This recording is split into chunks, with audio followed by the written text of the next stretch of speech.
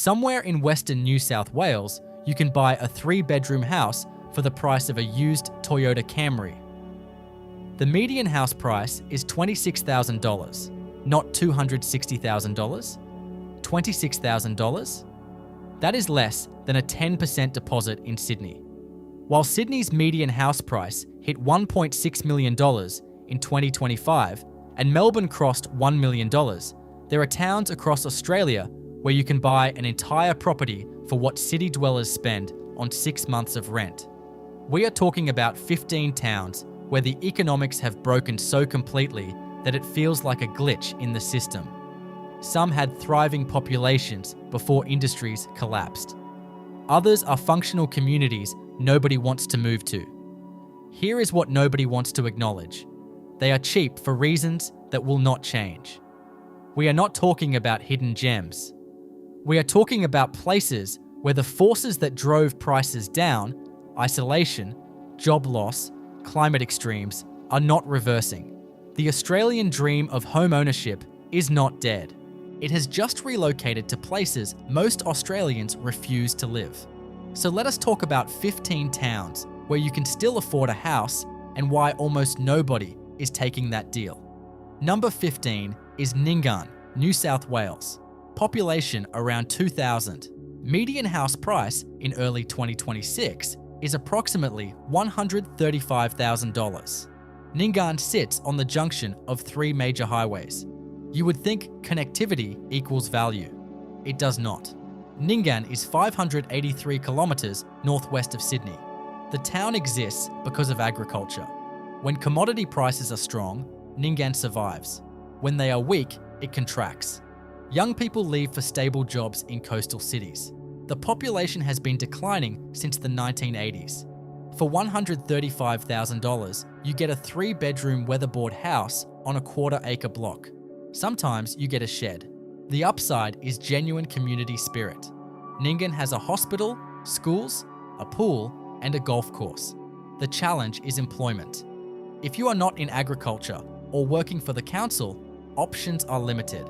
You could run a remote business, but internet is inconsistent. Is $135,000 cheap? Compared to Sydney, absolutely. Compared to your job prospects, maybe not. Number 14 is Jamestown, South Australia. Population 1,200. Median house price around $120,000 as of early 2026. Jamestown sits 200 kilometres from Adelaide. It was once a railway hub. When rail transport declined, so did Jamestown. Today, grain is the primary industry, and grain farming does not employ many people. What makes Jamestown notable is what it is losing. The hospital downgraded services. The high school struggles with enrolment. Shops have closed permanently. For $120,000, you can buy a solid brick home built in the 1950s or 60s. These are well-constructed houses with high ceilings. The bones are good. The problem is everything around them is hollowing out. Young families leave because there are no jobs. Older residents age in place because they cannot sell. The median age keeps climbing. If you are retired or have remote income, $120,000 for a brick home is a bargain. You are just betting the town will still have a supermarket in 10 years. Probably a safe bet. Probably. Number 13 is Muttaburra, Queensland. Population around 90. Median house price is hard to pin down because sales are rare, but estimates put it around $50,000 to $80,000. Muttaburra is 120 kilometres north of Longreach in outback Queensland. It is hot, dry, and extremely remote. The town's main claim to fame is Muttaburrasaurus, a dinosaur discovered nearby in 1963. The dinosaur is more famous than the town. Muttaburra had over 300 people in the 1960s. Wool and cattle sustained it, but prices collapsed, drought became frequent, and younger generations left. Today, the population is mostly retirees and a handful of graziers. The pub is still open. For $50,000, you might get a small cottage. Some properties are advertised as ideal investment. which is code for nobody wants to live here. The upside is space and silence. No traffic, no crime. The downside is everything else. The nearest supermarket is over 100 kilometers away. Medical services are minimal. Is this cheap? Yes. Is this livable? No. But if you need absolute isolation, $50,000 for a house in the outback is hard to beat. Number 12 is Quilpie, Queensland. Population 595. Median house price around $88,000. Quilpie is 960 kilometers west of Brisbane, a 10-hour drive through absolutely nothing. The town exists because of opal mining. In the 1970s and 80s, miners flocked here. Then demand fell. Mining still happens, but small scale. Quilpie installed Australia's largest solar farm relative to population in 2014. The town runs on 100% renewable energy during the day. It is futuristic energy in a town frozen in 1982. For $88,000, you get a 3-bedroom house with air conditioning. Non-negotiable when summer hits 45 degrees Celsius. The problem is existential. Why move to Quilpie? There is no major employer. You could retire here if you hate people, or mine opal if you enjoy gambling on geology. Number 11 is Lightning Ridge, New South Wales. Population around 2,500. Median house price varies, but listings range from $75,000 to $150,000. Lightning Ridge is world famous for black opal. People live underground in dugouts to escape heat. The annual goat races are a legitimate tourist attraction. The population includes artists, eccentrics, miners, and people who do not want to be found. Opal mining still happens. Tourism brings money, but it is boom and bust. For $100,000, you might get a dugout home carved into hillside with natural temperature regulation. The upside is community. People who live there genuinely like it. The downside is infrastructure. The hospital is small. Schools are under-resourced. If you have a medical emergency, you are looking at hours to Dubbo. Is Lightning Ridge cheap? Yes. Viable? Depends on your tolerance for heat, dust, and uncertainty. Number 10 is Broken Hill, New South Wales. Population around 17,000. Wait, 17,000 people? That is not a tiny outback town. You are right. Broken Hill is the largest town on this list. Median house price in early 2026 is around $165,000. That is shockingly cheap for a town of this size. Broken Hill was one of the richest mining towns in Australia. Silver, lead, and zinc made fortunes here in the late 1800s. The mines employed thousands. The town built grand hotels, a museum, and an art scene that still survives today. Mining still happens, but on a reduced scale. The big employers, BHP and others, have downsized dramatically.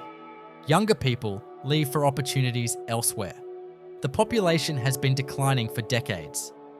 What you get in Broken Hill is a real town with real infrastructure. There are hospitals, schools, supermarkets, cafes, and even a university campus. You can live a normal life here. The problem is isolation. Broken Hill is 1,160 kilometers from Sydney. It is closer to Adelaide, but that is still 510 kilometers. You are not commuting anywhere. For $165,000, you can buy a renovated villa with period features, or a 1970s brick home with a big backyard. Some houses are cheaper. Some are more expensive. The market moves slowly because there are not many buyers. Here is the uncomfortable truth. Broken Hill is cheap because it is slowly dying, not dramatically, not suddenly. But the trajectory is clear. The mines will eventually close. When they do, the town will contract further. If you are retired, Broken Hill is genuinely appealing. Low cost of living, good weather, and interesting culture. If you are 30 and want a career, it is a dead end. If you have made it this far, consider subscribing.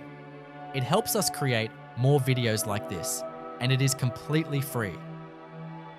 Number 9 is Ouyen, Victoria. population around 1,100. Median house price approximately $150,000. Ouyen sits in the Mallee region of northwest Victoria, 440 kilometres from Melbourne. It is flat, dry, and agricultural. Wheat and barley dominate the landscape. Ouyen exists because of grain farming, and grain farming does not need many workers anymore. The population peaked at over 1,400 in the 1970s. Since then, it has been declining slowly but steadily. Farms consolidated. Automation replaced labour. Young people left for education and never came back. For $150,000, you get a 3-bedroom home, often brick veneer, on a decent block. Some homes have been renovated, some have not been touched since 1983 and look exactly like it. The town has a hospital, schools, and a supermarket. It functions. The problem is opportunity. If you are not farming or working for the local council, there is not much else. You could start a business, but the customer base is small and shrinking. Ouyen has one advantage over other towns on this list. It is only 4.5 hours from Melbourne. That is close enough for weekend visits. It is not close enough to commute, but it is close enough to not feel completely isolated. If you are looking for a cheap house and a slow pace of life, Ouyen delivers. If you need career options, keep driving. Number 8 is Queenstown, Tasmania. Population around 1,900. Median house price sits near $140,000. Queenstown is one of the most visually striking towns in Australia, and not in a good way. The hills surrounding the town are barren. Decades of mining pollution and acid rain stripped the vegetation completely. It looks like a moonscape. Copper mining built Queenstown in the late 1800s. For over a century, the Mount Lyell Mining and Railway Company employed hundreds. The town thrived. Then in 2014, the mine closed. The population collapsed. By 2016, it looked like Queenstown would become a ghost town. Then in 2017, the mine reopened under new ownership. The population stabilized, but it never recovered to previous levels. Here is the thing about Queenstown. It is beautiful and apocalyptic at the same time. The barren hills are haunting. The town itself is clinging to survival. For $140,000, you can buy a weatherboard cottage with views of the desolate landscape. Some people find it inspiring. Artists love it. Others find it profoundly depressing. The upside is that Queenstown has a tight-knit community. The locals who stayed through the closure are tough and loyal. The downside is that the mine could close again. If it does, Queenstown will empty out within months. Every resident knows this. Buying property here is betting on the long-term viability of copper mining. That is a gamble. Always has been. Number 7 is Andamooka, South Australia. Population around 400, but it fluctuates with mining activity. Median house price is almost impossible to determine because Andamooka operates on a unique land tenure system. You do not own the land. You lease it from the South Australian government under perpetual lease. Property prices range from $20,000 to $80,000, depending on the structure. Andamooka is an opal mining town, 600 kilometres north of Adelaide in the desert. It is hot, isolated, and lawless in the best possible way. There is no local council. Residents govern themselves. The pub has no set closing time. The town has a school, a hospital clinic, and not much else. Here is what makes Andamooka absurd. You can buy a livable house for under $30,000. But you are buying a structure on leased land in a town with no formal governance, in the middle of a desert, in a declining industry. Some people love it. Miners, artists, and people escaping something find freedom here. For everyone else, it is too remote, too hot, and too uncertain. The summer temperatures regularly exceed 45 degrees Celsius. Water is scarce, services are minimal. You are looking for the cheapest functional house in Australia, Andamooka is a strong contender. Just know what you are signing up for. This is not a retirement village. This is the edge of civilization. Number 6 is Meekatharra, Western Australia. Population around 700. Median house price approximately $65,000. Meekatharra is 765 kilometres northeast of Geraldton in the Goldfields region. It is one of the most remote towns on this list. Gold mining built Meekatharra in the early 1900s. For decades, the mines employed hundreds. When gold prices fell and mines closed, the town contracted sharply. Today, gold mining still happens on a smaller scale, but the big employers are gone. For $65,000, you can buy a 3-bedroom house, often fibro or weatherboard, in varying states of repair. Some are livable, some require serious work. The town has a hospital, schools, and a supermarket. It functions barely. Here is the brutal reality. Meekatharra is cheap because almost nobody wants to live there. Summer temperatures regularly exceed 40 degrees Celsius. The isolation is extreme. The nearest city is Perth, over 800 kilometers away. If you need specialized medical care, you are looking at a long flight or a very long drive. The social issues are significant. Unemployment is high. The only reason to move to Meekatharra is if you work in mining or you want to disappear completely. For $65,000, you get isolation and heat. That is the deal. Nothing more. Number 5 is Coober, Pedy, South Australia. Population around 1,700. Median house price is hard to measure because many residents live underground in dugouts, which are not traditional real estate. Surface homes range from $80,000 to $200,000. Dugout homes range from $150,000 to $400,000, depending on size and depth. Coober, Pedy produces 70% of the world's opal. It is also one of the hottest and driest places in Australia. Residents live underground to escape summer temperatures that hit 50 degrees Celsius. The town has underground churches, underground hotels, and underground homes carved into hillsides. It is surreal. Here is the thing about Coober, Pedy. It has an economy. Opal mining is inconsistent, but tourism has picked up significantly. People visit to see the underground lifestyle and the lunar landscape. The town appeared in Mad Max Beyond Thunderdome, which helps with tourist interest. For $120,000, you might get a basic surface home. For $200,000, you could get a dugout with multiple rooms and natural climate control. The upside is uniqueness. Coober, Pedy is like nowhere else on Earth. The downside is that you are living in a desert, 850 kilometers from Adelaide, in a town dependent on opal mining and tourism. If either industry collapses, Coober, Pedy will empty out fast. But for now, it survives. And $120,000 for a house in one of the world's weirdest towns is objectively cheap.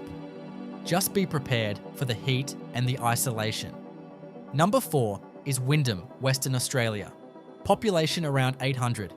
Median house price sits near $90,000. Wyndham is Australia's northernmost port town. It sits in the Kimberley region, 3,200 kilometres from Perth. It is extremely hot, humid, and isolated. Wyndham was once a thriving port exporting cattle and minerals. The meatworks employed hundreds. Then in 1985, the meatworks closed. The population collapsed from over 1,500 to under 1,000. Today, Wyndham survives on small-scale agriculture, fishing, and government services. For $90,000, you can buy a 3-bedroom house, often with a large block. Some homes have pools. Some have been abandoned and are slowly decaying in the tropical heat. Here is the uncomfortable part. Wyndham has one of the highest rates of social disadvantage in Australia. Unemployment is high. Alcohol-related issues are significant. The town struggles with serious challenges. If you are moving to Wyndham, you need to understand that you are not moving to a quiet rural paradise. You are moving to a town dealing with serious economic and social problems. The landscape is stunning. The sunsets over Cambridge Gulf are beautiful. The natural environment is incredible. But beauty does not pay bills or create jobs. For $90,000, you get a house in one of the most remote and struggling towns in Australia. That is the reality. Nothing more, nothing less. Number 3 is Ravensthorpe, Western Australia. Population around 500. Median house price approximately $110,000. Ravensthorpe is 540 kilometres southeast of Perth on the edge of the Fitzgerald River National Park. It is isolated but not as extreme as other towns on this list. Ravensthorpe has had multiple boom and bust cycles. Gold mining in the early 1900s, nickel mining in the 2000s. Each time, the population surged, then collapsed. The most recent bust was in 2009 when BHP Billiton closed the nickel mine after just 2 years of operation. The town lost hundreds of jobs overnight. Property values crashed. People walked away from mortgages. For $110,000, you can buy a brick home built during the mining boom. Some are well maintained, some have been empty for years. The town has a hospital, schools, and a supermarket. It functions. The landscape is beautiful. The national park is nearby. But the economy is fragile. If another mine opens, Ravensthorpe could boom again. If not, it will continue its slow decline. Buying here is a bet on resource prices and corporate decisions made thousands of kilometres away. That is not a safe bet. It never has been for resource towns. Number 2 is Kambalda, Western Australia. Population around 2,700. Median house price approximately $70,000. Yes, $70,000 for a town with 2,700 people. Here is why. Kambalda was built in the 1960s as a nickel mining town. At its peak in the 1970s, over 4,000 people lived here. The mines employed hundreds at high wages. Then nickel prices crashed, mines closed, the population collapsed. Today, Kambalda survives on small-scale mining, but it is a fraction of what it was.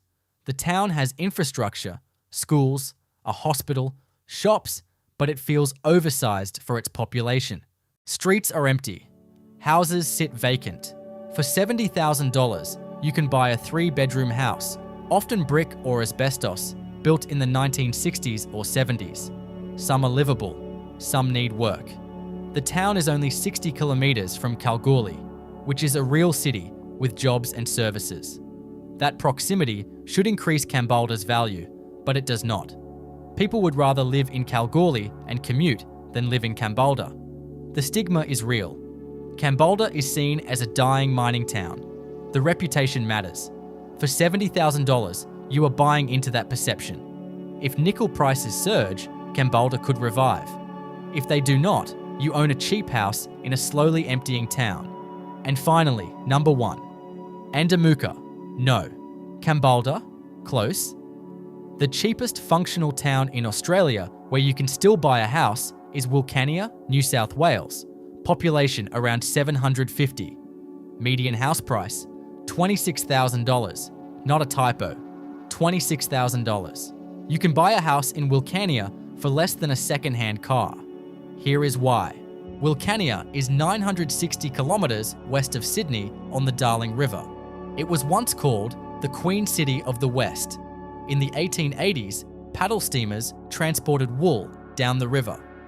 Wilcannia had grand hotels and a thriving economy. Then the railways arrived. River transport died. The town collapsed.